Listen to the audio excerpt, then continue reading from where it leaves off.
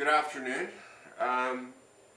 Today I'm making what I call ma-fan garlic oil. Okay, ma-fan is a Chinese word that means bother or pain in the butt, and this garlic oil is really good, but it's really ma-fan to make. Okay, because what you have to do is you have to get a pack of 3 heads of garlic.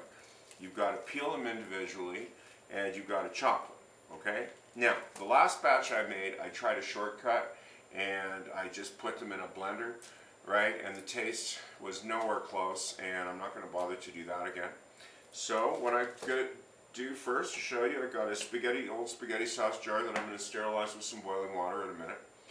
I got some canola oil, some jaggery, and some salt. Okay. Now I do remember when I put up the chili oil recipe, somebody had asked why I had put so much sugar and salt. Now the reason is it's not simply for flavor, because it does add like a depth of flavor to the recipe. It's also to act as a preservative to make sure that the oil stays good for much longer. Okay, so I'm going to get the water boiling and I'm going to start peeling and chopping. Okay, so I checked the clock. That actually wasn't too bad. That was the first step, is just breaking the heads up into the individual cloves and throwing out like the hard bits in the middle. The water's come to a boil, so I'm going to pour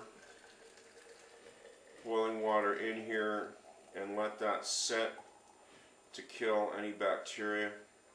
Now what you want to do is take the clean lid and also pour a little water in there. Okay. The next step that I'm going to do is I just do these in stages. First I break them up, then I'm going to chop the ends off of all of these. Okay, so there's the end off the last one. So there's all the ends there that throw in the garbage. I don't recommend these down the garburator because the ends are really hard and you might kind of bung it up a bit. Okay, so the next step, if you're lucky, oh, that one just came clean. The peel just fell off. Most of them you won't be so lucky. So what you do is get your cleaver and just bang it nicely, and you should be able to peel this right off. Now they do sell little toys where you can peel a clove of garlic. I haven't got one of those. I just always do it the old-fashioned way. Oh, here's a nasty one. Okay, now you don't want to throw this out. When you get a discolored one, what you should do is just feel it first. Yeah, that whole one's mushy, so I am going to throw that one out. If it was not mushy, what I would do is I would just cut through it to get the discolored part off, but I'm not reckoning a batch of oil for 1 clove of garlic. That one is peeled clean, but the end looks a little suspicious.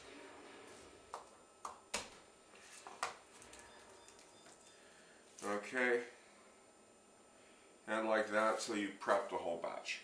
Alright, so I checked the clock. It's been 15 minutes since I started doing this, and some people could be shaking their head at me going, you know, there's a big jar of peeled garlic in the produce section, why don't you just buy that, you know? I have looked at it. Some of the garlic's not too appetizing, plus the fact that there are preservatives in the ones I've seen. There are no preservatives in this except the ones that I'm going to add, which are natural, which are sugar and salt. Okay, that brings up the topic, for me anyways, of the importance of using fresh ingredients always. I do believe, I mean, I haven't got clinical studies to back this up or anything, it's just common sense, that if you restrict the amount of xenobiotics in your foods, okay, if you reduce the amount of preservatives, and, you know, pick up one of these packaged, you know, candies or snack cakes, or, you know, preserved meat or whatever, and start reading the ingredient list, right? And you're going to get into like the 6-syllable chemical names that you have no idea what this stuff is, alright?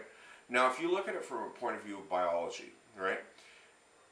If your body is taking in a chemical, let's call it a xenobiotic, that has a large molecular weight, okay, and also does not have a natural enzyme to break it down, well, if your body can't filter it, and so it can't really get rid of it, okay, and it's having a hard time breaking it down because it doesn't have enzymes that recognize that structure because it's simply unnatural, Well, there's one thing left to do, is store it in fat, okay?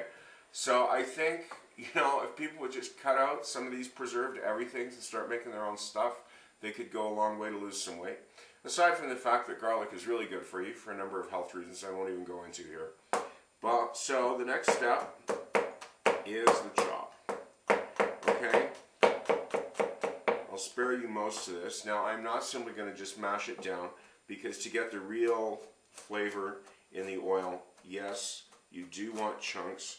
You don't want them too big. You want them just about this size.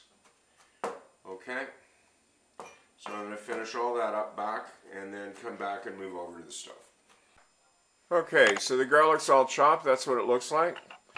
Plus, I've got 2 cups of oil. I got a new Candy thermometer, much more stable than the last one. And I've got this heating up to 250 degrees Fahrenheit. And this oil does heat up pretty quick, so I'm going to keep a tight eye on it.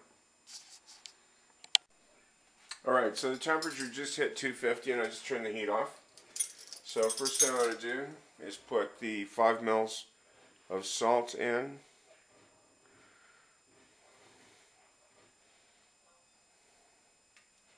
Okay, 15 mils, 1 tablespoon of jaggery. Again, if you can't get jaggery, don't worry about it, just use brown sugar.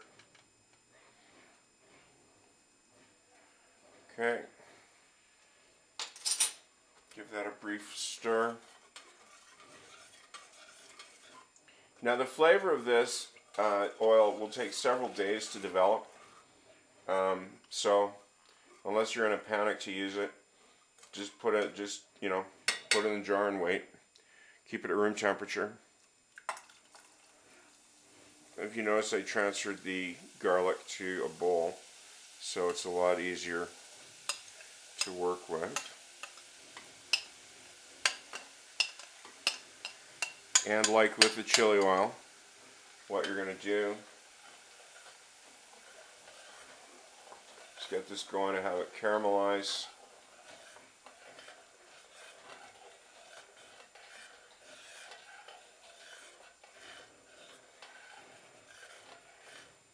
And then just let it sit here until there's no activity and the temperature is basically body temperature around 100 degrees. Also make sure that you've got your jar. I've already drained the water out of that jar. Make sure that it's completely dry. You can use a clean paper towel to make sure you get all the moisture out of that before you put the oil in it. Okay. It's at about 100, 110 degrees, and it's starting to smell really good already. You can see that the garlic has already started to caramelize a bit with the sugar. So I am just going to get the thermometer off, move the camera, and this is cool enough to pour directly in to the prepared jar. And yes, you want all the good stuff at the bottom for this, because over time, aside from using the oil, if you need a little bit of caramelized garlic in a recipe, you just dig some out of the bottom. Now, I'm not sure what the exact shelf life on this stuff is, honestly. It never lasts that long with me. I haven't had a batch go bad on me yet. Okay, there's the Muff on garlic oil. Thanks for watching, and I'll see you again.